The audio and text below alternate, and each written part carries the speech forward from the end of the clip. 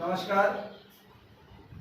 पिछले वीडियो में आपको केंद्रीय प्रवृत्ति की माप में माध्य के टॉपिक में हम पढ़ रहे थे। उस माध्य के टॉपिक में आपको व्यक्तिगत श्रेणी से माध्य के विषय में आपको प्रश्न कराया था और प्रश्न करने के लिए दिया था।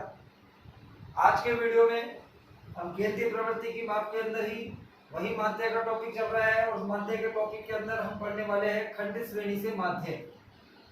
कल मैंने आपको जो पिछले वीडियो बताया था खंडित श्रेणी, तो खंडित श्रेणी की पहचान आपको दी गई थी मैंने x और f के रूप में कि खंडित श्रेणी वह श्रेणी जिसमें आपको वर्ग दिया जाए, चर दिया जाए और चर की आवर्ती, f का मतलब आवर्ती, फ्रीक्वेंसी यानी कि पुनरावृत्ति, जिस आवर्ती बोलते हैं पुनरावृत्ति, आवर्ती या फ्रीक्वेंसी।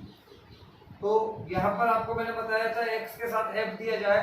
अगर आपको याद हो तो मैंने आपको बताया था कि जब आपको खंडित श्रेणी में x के साथ f दिया जाए तो आपको माध्य निकालने के लिए f गुणा x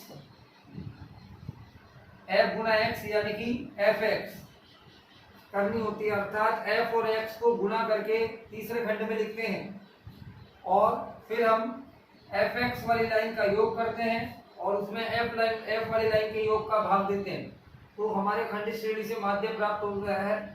तो इसके लिए आपको सवाल के रूप में जब समझाएं तो जैसे आपको सवाल दिया है x के रूप में दिया है 5, 6, 7, 8, 9, 10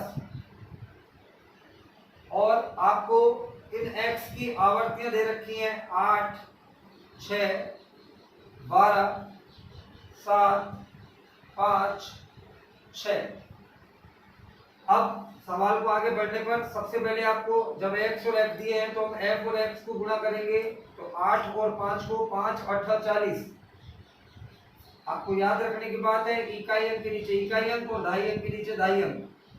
6 और गुणा 6 36, 7 गुणा 12 या 12 गुणा 7 84, 8 गुणा 7 56, 9 गुणा 5 45 और 10 गुणा 6 60। इस प्रकार आपने f और x को गुणा किया। अब हम fx जो है उसका योग करेंगे, तो 6 और 4 10, 6 16 और 5 21 का 1 असल लगी 2, 2 4 6 3 9 8 17 5 22 और 4 26 और 6 32। तो आपका सिग्मा fx 321। अब बात करते हैं f की, तो f का योग करेंगे 8 और 6 14 2 16 7 23 और 5 28 6 34 का 4 हासिल गए 3 3 और 1 4। तो आपका सिग्मा f आया 44। अब बात करते हैं माध्य की, तो सूत्र के अकॉर्डिंग चले तो sigma fx upon sigma f, तो fx सिग्मा fx आपका 321 भाग सिग्मा f 44। अब आप आराम से जिस प्रकार अपने भाग क्रिया आप कर सकते हैं, भाग देंगे, भाग देने पर 321 भाग 44 करने पर आपका निकल का आएगा 7.29 लगभग। ये आपको याद रखना है, जब भी आपका दशमलव में उत्तर आए तो आप दशमलव के बाद 2 बिंदुओं तक उत्तर निकाल कर लगभग लिख दें। तो आपका यहाँ पर x बार निकल का आया 7.29 लगभग। आपका खंडित श्रेणी से माध्य निकाला। इसके अकॉर्डिंग आपको एक प्रश्न जो करने के लिए दे रहे हैं जिसको आप करके देखें, तो x के रूप में आपको दे रखा है 5 6 8 9 11 14 और f आप ले लीजिए 3 6 5 8 5 6। आपको उक्त संख्या का या उक्त खंडित श्रेणी के संख्या का आपको निकालना है माध्य। अब आपको जो मैंने सिखाया वो खंडित श्रेणी। अब इसके आगे बढ़ने पर तीसरी श्रेणी और इनके माध्य की तीसरी श्रेणी वो होती है वर्गांतर श्रेणी। तो वर्गांतर श्रेणी की बात करें तो वर्गांतर श्रेणी में आपको बताया था कि एक तरफ आपको वर्ग दिए जाते हैं और वर्ग की आवर्ती दी जाती है। तो अब हम पढ़ रहे हैं वर्गांतर श्रेणी में माध्य।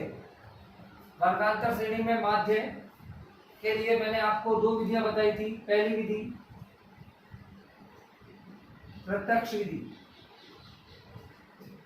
प्रत्यक्ष विधि में x बार का सूत्र होता है sigma fx upon sigma f, अर्थात जो आपने खंडित श्रेणी में किया वही सूत्र आपका वर्गांतर श्रेणी में प्रत्यक्ष विधि में कार्य में लेते हैं।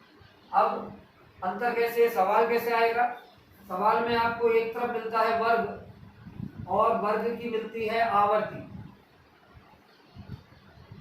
वर्ग के साथ उसकी क्या दी जाती है? आवर्ती।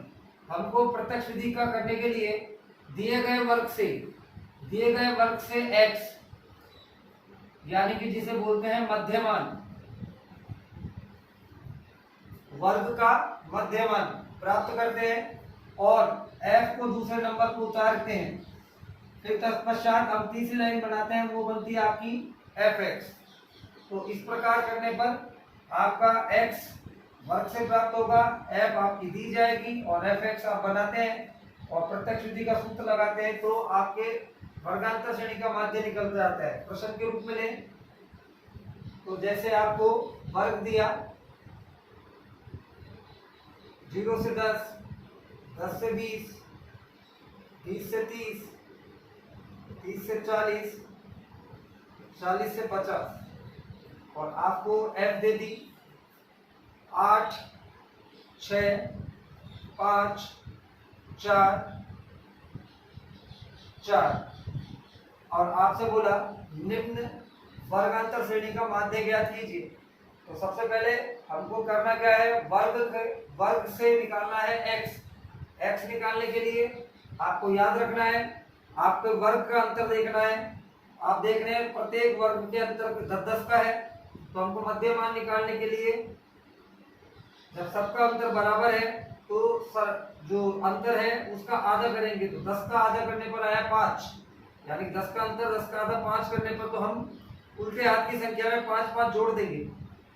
तो 0 में 5 जोड़ा तो 5, 10 में 5 जोड़ा तो 15, 20 में 5 जोड़ा तो 25, 30 में 5 जोड़ा तो 35 और 40 में 5 जोड़ा तो 45।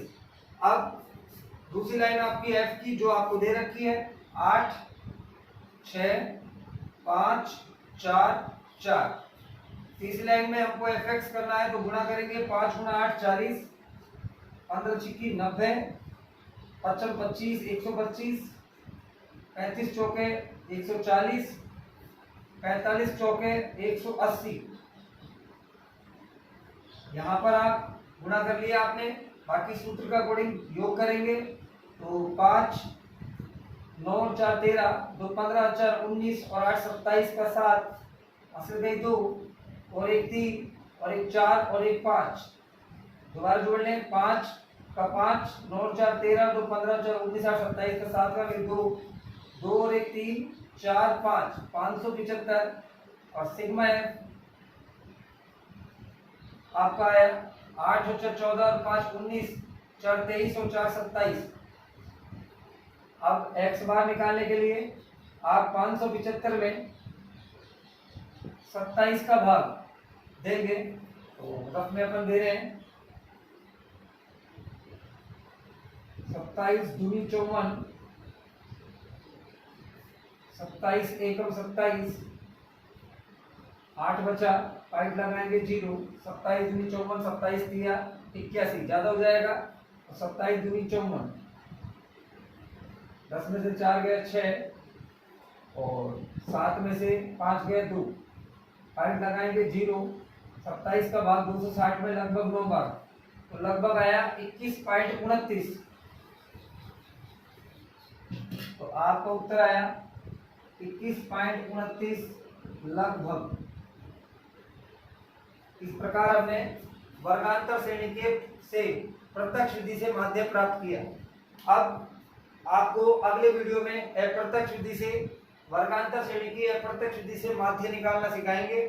तब तक आप दिए गए वीडियो में जो आपको प्रश्न दिए हैं, समझाए हैं, जिन विधियों को प्रयोग किया है उनका प्रयोग करें, सवाल हल करें। एक सवाल में वर्गांतर श्रेणी का दे रहा हूँ, प्रत्यक्ष विधि से आप करने का प्रयास करें। जैसे आपको दे दिया 0 से 8, 8 से 16, 16 से 24, 24 से 32, 32 से 40, ये वर्ग दिया है आपको। और आवर्ती दे दी 3, 9, 8, 6, 5। आप इस सवाल को हल करके प्रत्यक्ष विधि से उक्त सवाल का माध्य ज्ञात कीजिए। धन्यवाद।